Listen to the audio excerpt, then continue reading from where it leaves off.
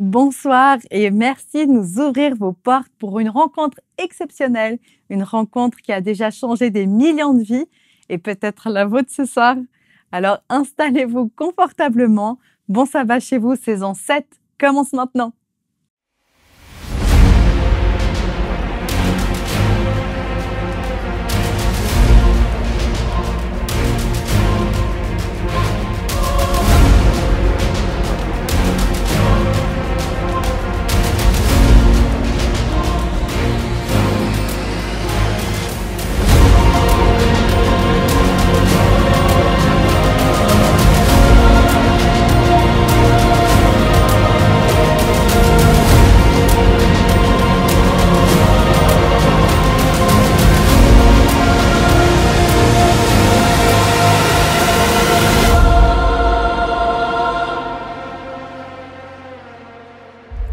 Je vous souhaite la bienvenue à ce nouveau numéro de Bon Sabbat chez vous.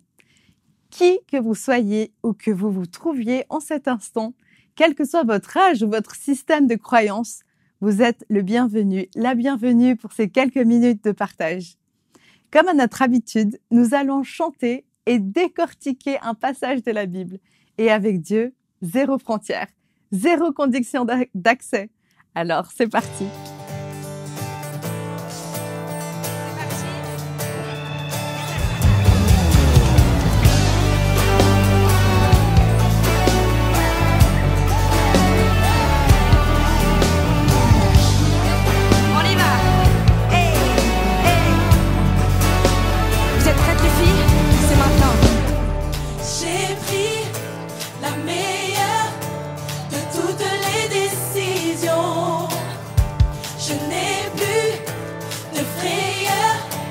Choisis ma position. Tant que je vivrai, je t'adorerai. J'élèverai ton saint nom en tout temps. Désormais, je n'ai plus peur, je suis bien décidée à chanter ta grandeur et ce que tu as fait. Tu as triomphé et remporté la victoire dans mes combats. Tu m'as rappelé qui tu es. Non, rien n'est trop grand pour toi. On y va, hey. J'ai pris la meilleure de toutes les décisions. Non, je n'ai plus de frayeur. Je n'ai plus, parce que je sais où est-ce que je me positionne maintenant. J'ai choisi ma position. Tant que je vivrai, je t'adorerai. J'élèverai le nom de Jésus en tout temps.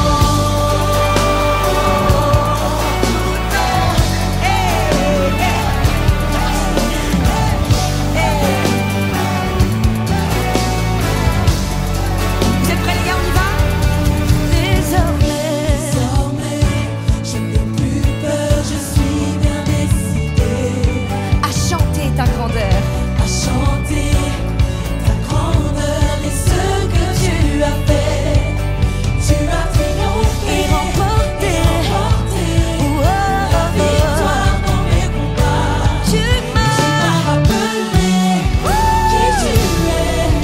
Non, rien n'est trop grand pour toi. On y va, hey. J'ai pris la meilleure de toutes les décisions.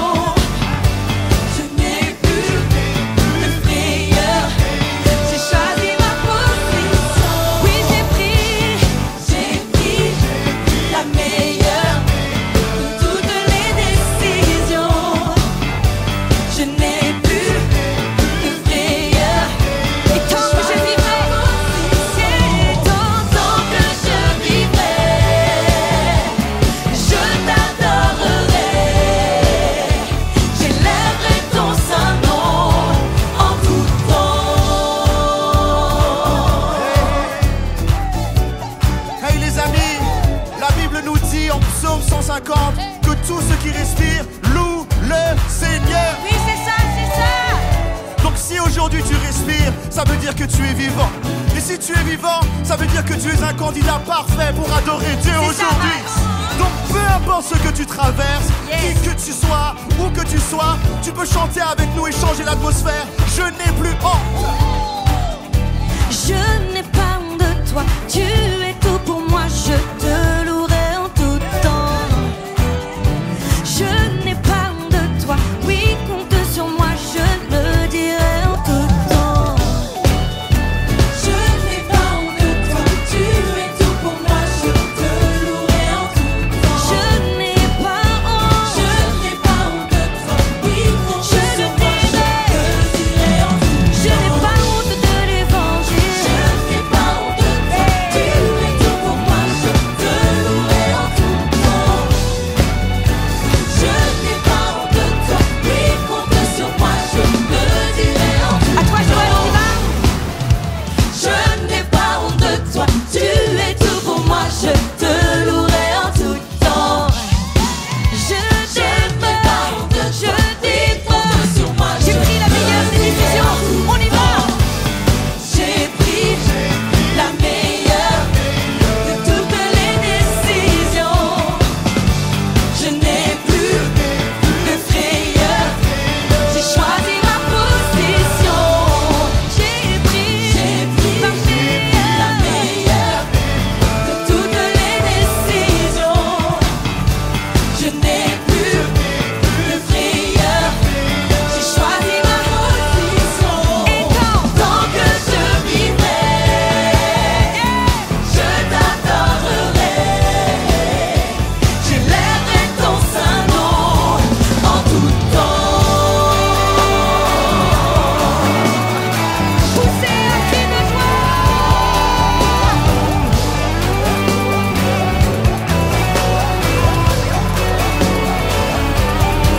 On y va.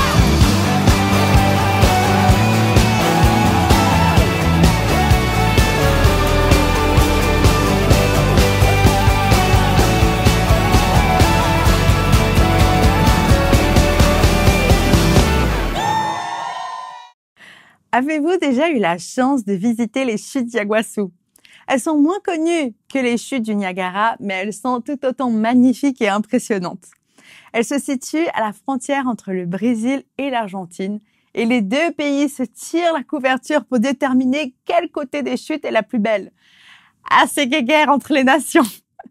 Au-delà de la beauté du lien de ces eaux en abondance, ce qui impacte parfois les touristes, c'est que du côté des nationalités brésiliennes en tout cas, vous payez 2 fois moins cher l'accès au site que si vous étiez étranger.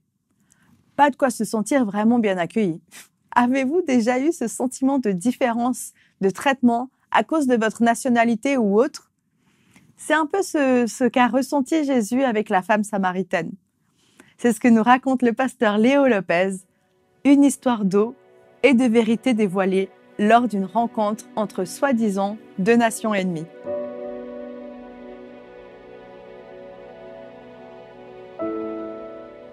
Bonsoir, je suis content de vous retrouver pour vivre ce temps ensemble.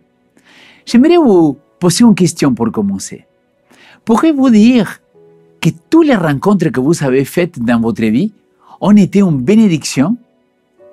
Si on prend un petit moment pour réfléchir, combien de fois nous avons croisé des personnes ou vécu des situations qui semblaient tout sauf bénéfiques pour notre vie? Peut-être ces collègues qui vous critiquent constamment, ces membres de la famille qui testent votre patience, quelqu'un à l'école qui nous harcèle, ou encore cette personne qui nous brise le cœur et qui joue avec nos sentiments, avec nos émotions. Je pense que nous avons tous vécu des rencontres là où on s'est dit, celui-là, je m'en serais bien passé. Des rencontres qui nous irritent, nous blessent profondément et qui semblent nous éloigner du chemin que nous avons prévu. Parfois, ce sont des situations qui nous tentent, des choix difficiles qui testent notre intégrité, notre foi, notre patience. Depuis le début de notre saison 7, nous sommes en train de parler des rencontres décisives, des rencontres avec le Christ. Et c'est 2 livres écrits par Roberto Badenas. Et c'est vrai que, en préparant ces chapitres, ces histoires, on s'est posé la question, est-ce que toutes les rencontres que Jésus-Christ il a fait dans ce monde, elles étaient super joyeuses, plein de bonnes choses dedans? Et la réponse est non, mes amis. Mais ces rencontres inattendues ne sont pas uniquement l'apanage de l'homme ordinaire. Ces rencontres que notre Seigneur Jésus-Christ il a fait, ces rencontres inattendues, sont des rencontres qu'il peut changer les choses.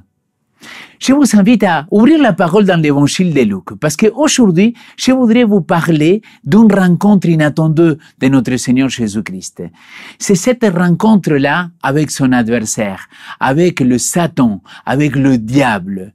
C'est une rencontre que on ne pourrait pas l'imaginer de cette manière-là.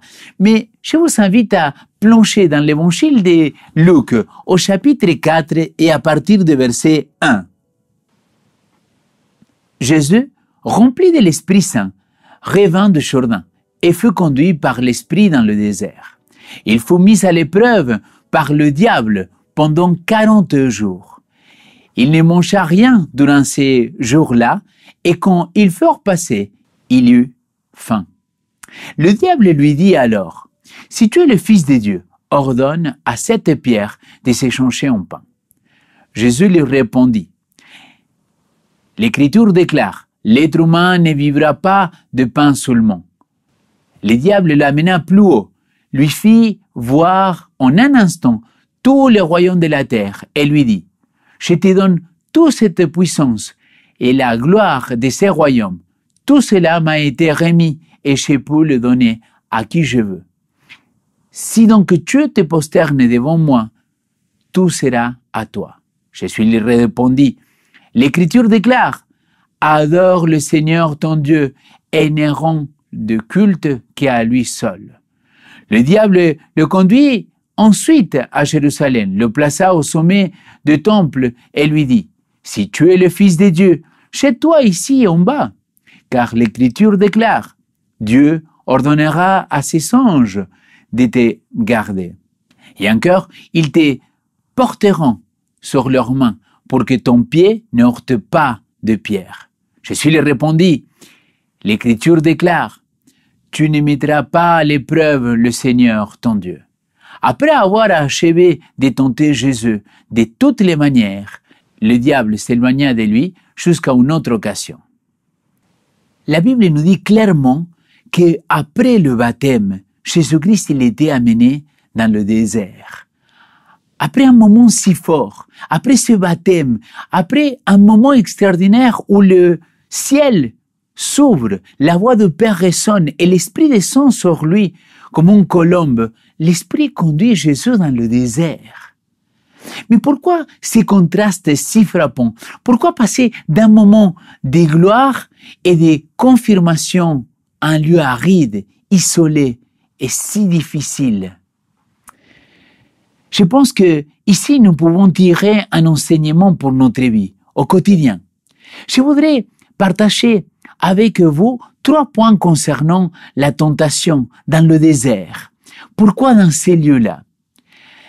La première chose que je voudrais partager avec vous, c'est que le désert est un lieu de préparation, d'intimité.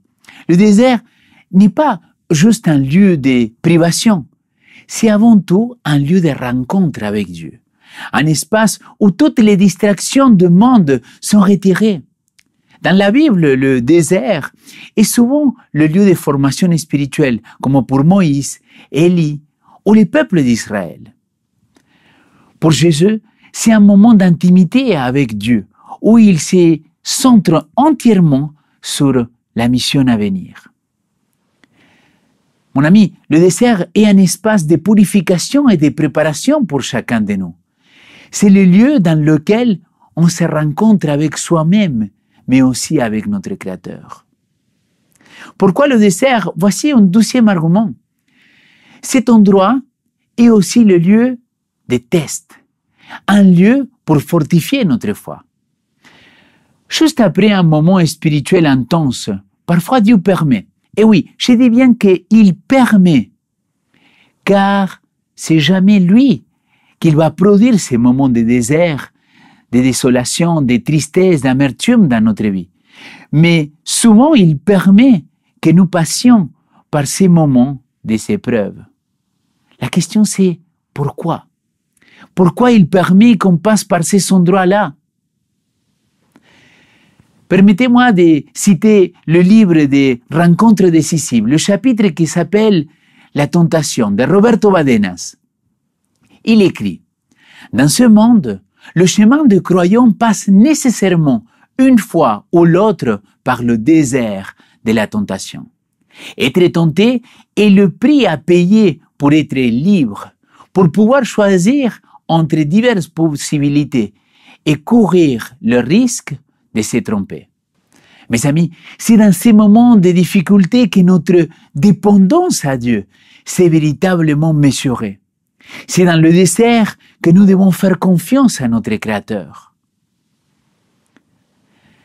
Le troisième élément pour lequel je pense que le Seigneur, il nous permet parfois de passer par ces déserts, c'est parce que dans ces lieux, Dieu nous révèle l'ennemi caché. Parfois, l'ennemi vient devant nous déguisé. Permettez-moi de m'expliquer. L'apôtre Paul explique aux Corinthiens que l'ennemi, il est déguisé en tant qu'ange des lumières. 2 Corinthiens chapitre 11, verset 14. C'est vrai que dans les évangiles synoptiques, ne disent pas qu'à ces moments de la tentation, l'adversaire apparaît comme un ange des lumières. Mais laissons-nous voler quelques instants notre imagination. Regardez ce qu'il dit Ellen White dans le livre Jésus-Christ, dans le chapitre 12 qui s'intitule aussi La tentation. Satan se présenta à Jésus sous l'apparence d'un ange céleste éclatant.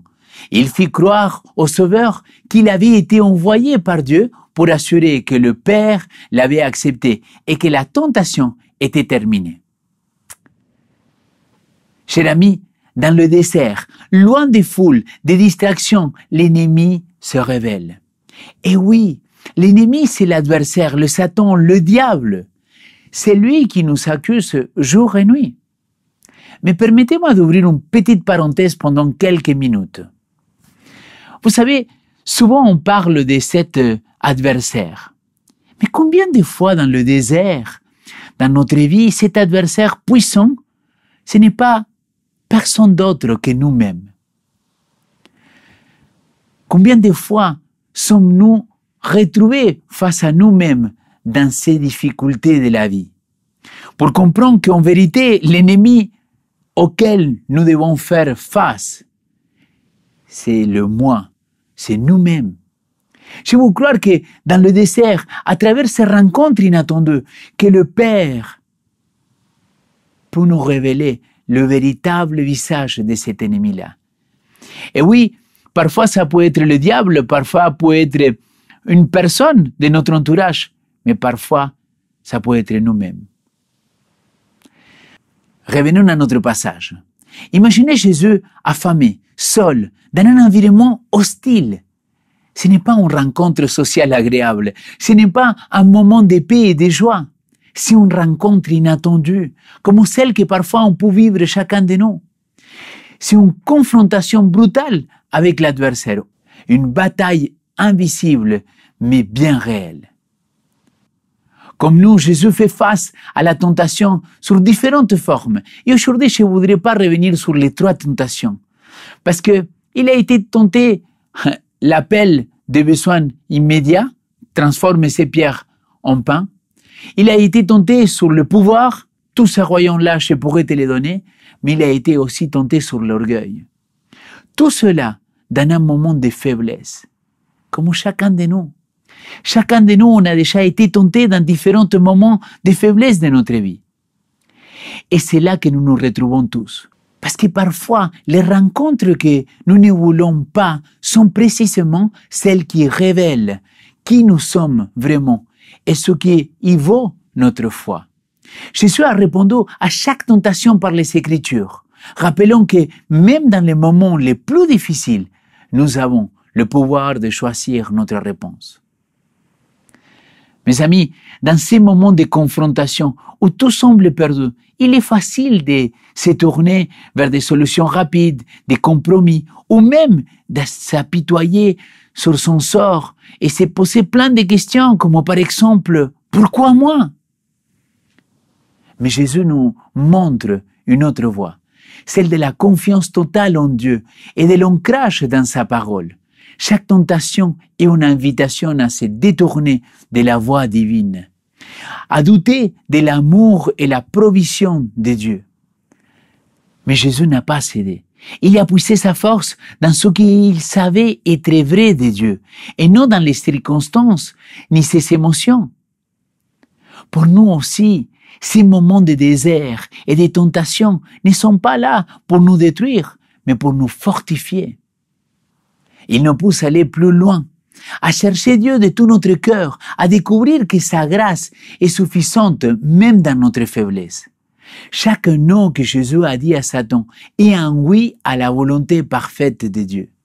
C'est un rappel que même quand l'adversaire semble puissant, c'est notre foi en Dieu qui nous rend victorieux. Alors, la prochaine fois que vous vous trouvez dans votre propre désert, face à des tentations, des doutes, ou même face à vous-même, face à des rencontres inattendues, souvenez-vous, s'il vous plaît, ces rencontres que vous ne voulez pas, ces moments qui semblent vous briser, peuvent devenir les lieux de transformation. Ce sont souvent ces rencontres inattendues, celles qui nous blessent et qui semblent nous éloigner de la paix, que Dieu utilise pour nous rendre plus forts. Ce sont des moments où nous sommes dépouillés de nos forces humaines, où nous devons laisser Dieu prendre le contrôle. Ces épreuves, ces moments dans le désert, ces rencontres inattendues deviennent alors des occasions où Dieu travaille en nous, nous apprend à lui faire confiance et nous façonne pour quelque chose de plus grand. Rappelez-vous de Joseph, vendu par ses frères, ou Moïse, fouillant l'Égypte pour le désert de Madian. Ce qu'il semblait être la fin pour eux était en réalité le début d'une transformation divine. Ces rencontres que nous ne comprenons pas sur le moment pouvaient être précisément celles que Dieu utilise pour nous préparer, pour nous affiner et pour nous rendre capables de surmonter des défis encore plus grands. Dieu ne permet pas ces épreuves pour nous détruire, mais pour nous construire et nous rappeler que même dans les moments les plus sombres, il est toujours là, façonnant notre caractère et nous fortifiant dans sa gloire. Mes amis, ce soir, je voudrais vous encourager à pardonner toutes ces personnes-là, toutes ces rencontres inattendues qui vous font de mal jusqu'à aujourd'hui. Je voudrais vous inviter à vous détacher de toute cette rancune, de toute cette douleur. Parce que même si parfois on ne comprend pas, Dieu peut se servir de ces mauvaises rencontres. Comment, je ne sais pas. Et je sais que c'est complètement faux ce que je vous raconte. Mais je suis convaincu que le Seigneur, il peut s'en servir de ces rencontres inattendues pour nous préparer pour des choses bien plus grandes. C'est ma prière ce soir que notre Seigneur Jésus-Christ il puisse nous délivrer de tous les mal qu'ils nous ont fait, ces rencontres inattendues. Mais que on puisse prendre conscience à quel point le Seigneur il s'en servit de cela pour nous fortifier et pour nous amener toujours plus haut avec lui. Et rappelle-toi, Jésus, il a toujours été là. Même dans les moments les plus difficiles, il a été là. Je vous souhaite un bon sabbat chez vous.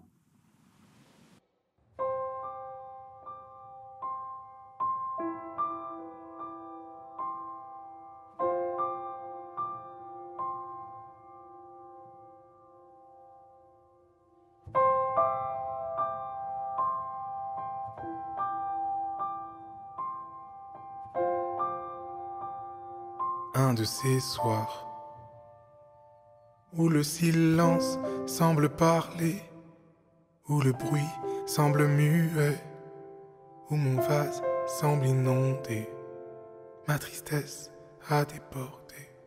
où ma confiance semble douter, où mon doute semble insister, où la lumière me semble obscurité, quand ma certitude se met à s'inquiéter, où ma faiblesse est bien forte, où mon passé me semble présent, où ma vie me semble bien morte, quand la liberté me semble pesante, où ma fatigue n'a pas sommeil, où la paix semble être en guerre, où la chaleur de mon cœur gèle, lorsque ma peine met ma joie à terre, où mon espoir désespère, lorsque même ma bonne humeur pleure, où la vie n'a pas de sens, puisque de toute façon, un jour ou l'autre on meurt, où la vie me semble si lourde, car les erreurs ont un poids qui pèse, où je pense faire une fausse note sans avoir la force de changer de dièse, où ce vide réapparaît, où ma vie semble à l'arrêt, comme si les blessures me refrappaient. De toute façon la vie est dure, à ce qui paraît. Et le pire, c'est que je m'endors au fur et à mesure dans cette paresse. Il est temps de faire des efforts, mais malgré tout ça, je ne cesse de laisser mon courage en dehors de ma forteresse. Et je sais, oui, je sais que j'ai tort, et qu'au fond, tout cela me blesse. Alors j'espère que l'aide viendra de l'extérieur, car j'ai plus de force moi, et à l'intérieur, tout pourri je crois. Alors je t'en supplie, ne me laisse pas. J'ai besoin d'amour, de quelque chose de vrai, de quelque chose de lourd, qui puisse remplir d'engrais ce vide qui chaque jour produit des regrets, et qui m'emmène toujours en retrait. Et dans ma vie, depuis mon enfance, j'ai pas besoin d'autre chose que ta présence, car ce vide vient dans ton absence, et c'est dans ton amour que ma vie a du sens. Donc peu importe ce que les autres pensent, mon cœur est une forteresse dans laquelle je veux que tu entres, que tu laves et que tu nettoies, que tu habites là et qu'enfin je devienne moi.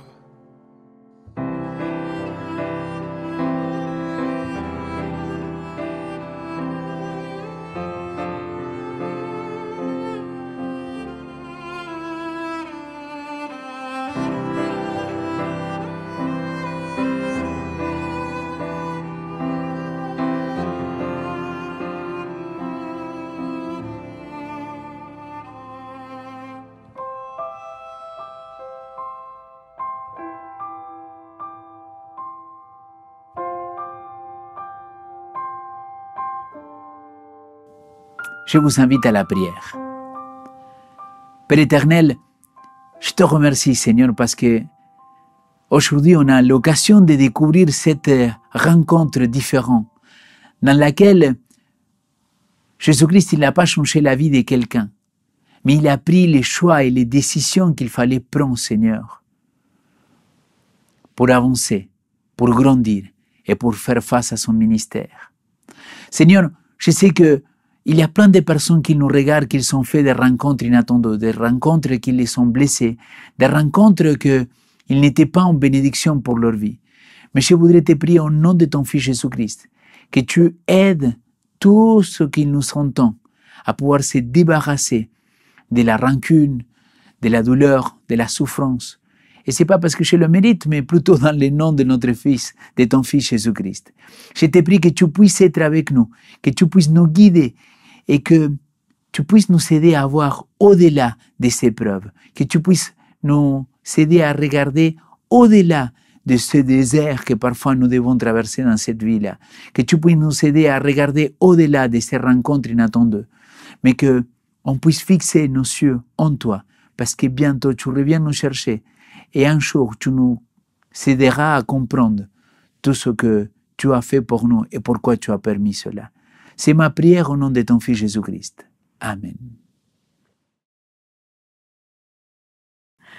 Merci à Léo Lopez pour ce message qui me donne envie de conclure avec le slogan de McDonald's. Auprès de Dieu, venez comme vous êtes. Et mieux que McDo, vous n'aurez pas à payer pour manger ni boire. Jésus donne tout gratuitement, spirituellement parlant. Alors qu'en ce jour de sabbat, comme la femme samaritaine, quelles que soient vos réticences, vous puissiez vivre une rencontre avec Jésus qui assouvisse votre soif de vivre en abondance. Au nom de toute l'équipe Espoir Média, je vous remercie pour votre présence ce soir et sur tous nos réseaux sociaux. Si ce n'est pas encore fait, vous pouvez nous rejoindre sur YouTube, Instagram et TikTok. Comme Jésus, on accepte tout le monde. Moi, je vous donne rendez-vous la semaine prochaine, même chaîne, même heure, et d'ici là, bon sabbat chez vous.